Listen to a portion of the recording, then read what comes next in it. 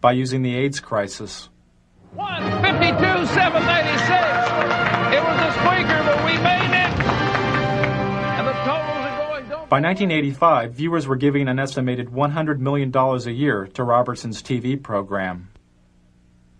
When televangelist Jim Bakker was sent to prison for mail fraud, and Jimmy Swaggart was caught with a prostitute, viewer donations to televangelism plummeted.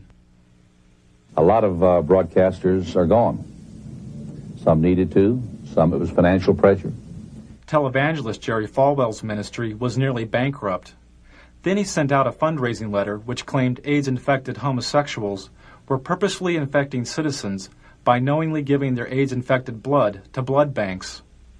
In the fundraising letter, Falwell said, quote, "They know they are going to die, and they are going to take as many people with them as they can," unquote. His ministry was revived.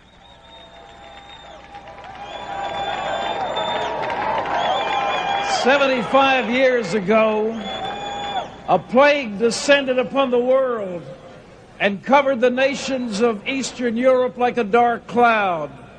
But ladies and gentlemen, a more benign but equally insidious plague has fastened itself upon the families of America." At the Republican National Convention, Robertson characterized communism and government bureaucracies as plagues, a thinly veiled reference to the AIDS crisis. Robertson supports the theory that gays have conspired with other supposedly subversive agents in order to undermine the nation. Ladies and gentlemen, the carrier of this plague is the Democrat Party. That Republican convention was one of the most hateful things.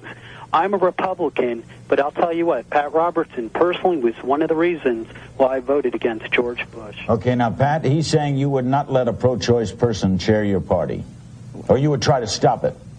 He just contradicted what I just said. I'm sitting here in this chair telling you something different, and he said I won't do. How does he know what I'll do? I think if he obviously didn't hear my speech at the convention, because it closed with a beautiful story of a lovely lady holding a little starving child in her arm, and it was a call for a better world and one nation under God. I can't see how anybody said that was hateful. I don't know where he's coming from, but there's something there that is not just on the surface, I think, because I didn't say the things he said I did. We'll be right back with Pat Robertson and Lynn Martin and more of your phone calls on Larry King Live, then Tina Sinatra. Don't go away.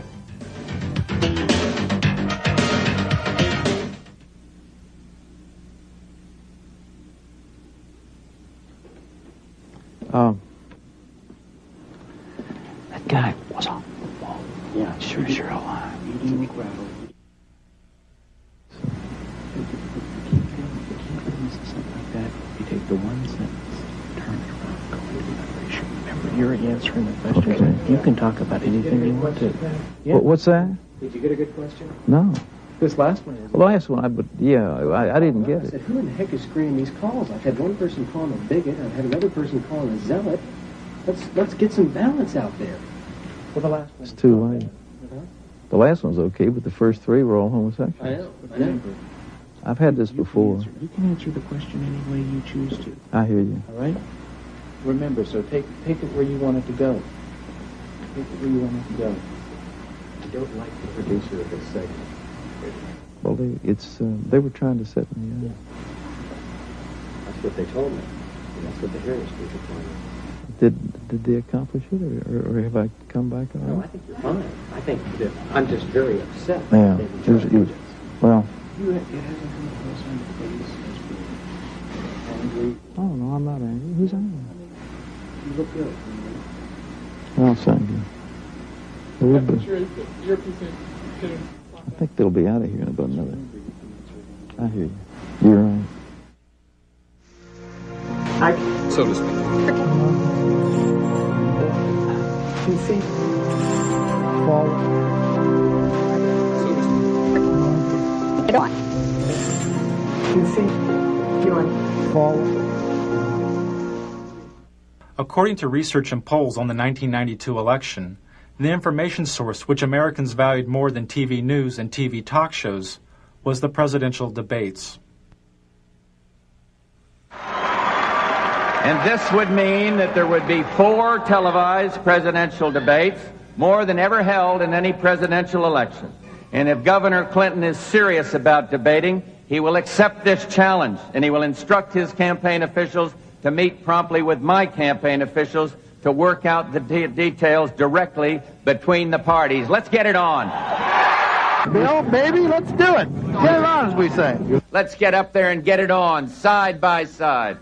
Sunday night, Mr. Bush is going to go on Larry King Live. So what I think is, Larry King ought to have us both on there and let the American people call their questions in. That's what we ought to do. Then we get the best of both worlds, one moderator and millions of questioners. I think it would really be a great thing. So I've asked our people to contact Larry King and see if we can arrange it. I'm ready to go. Let's get it on. Hi, Tom, can you hear me? Yeah. They've just confirmed both sides. They're meeting at 8 o'clock tonight. Okay. I think it's at Mickey's office. Malik, Teeter, Darman will attend for the president, and they have turned down Larry King. So I've rewritten my live lead.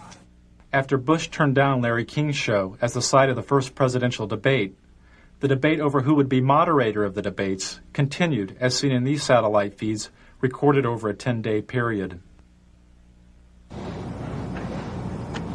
Al looks great. You saw where he proposed you as the moderator of the debates. Who?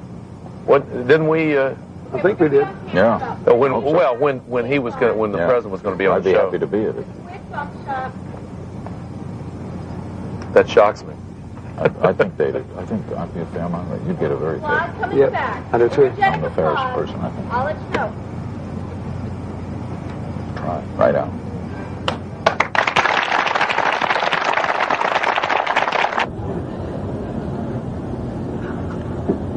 You're doing great. I will tell you. I'll be the first to tell you. Did they pick the journalists today for St. Louis? Mm-hmm. Did they pick the reporters? Not yet. Mm-hmm. Okay. Thanks. And I still think, there's a lot of narrative there. Who's on Sunday night? Do we know yet? No, the moderator? I don't think so. We know yet. No, it hasn't been chosen. But you have input, they have input, Pro has input? That's correct. Well, right up my alley. That stuff's right up my alley. No one would get an edge. What's that? Be fair.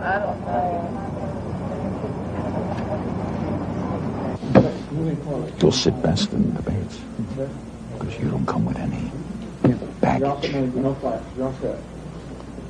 You could elevate it. Every time they talk about something silly, you say, come on.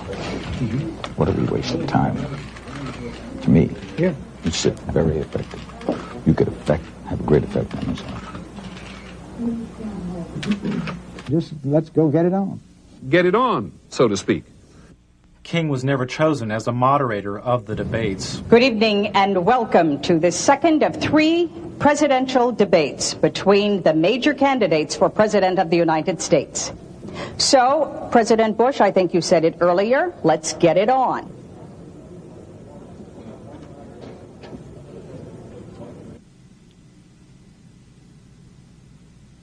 Good morning. The latest presidential polls show President Bush is closing in on Bill Clinton in the final week before the election. One poll shows the 2 candidates are almost even. A CNN USA Today poll shows Clinton and Bush virtually deadlocked. 4 days before the election, George Bush made his final appearance as president on Larry King's show. What a night, what a finish. What a year for me. Huh? A year for me has been unbelievable. Changed the world. It's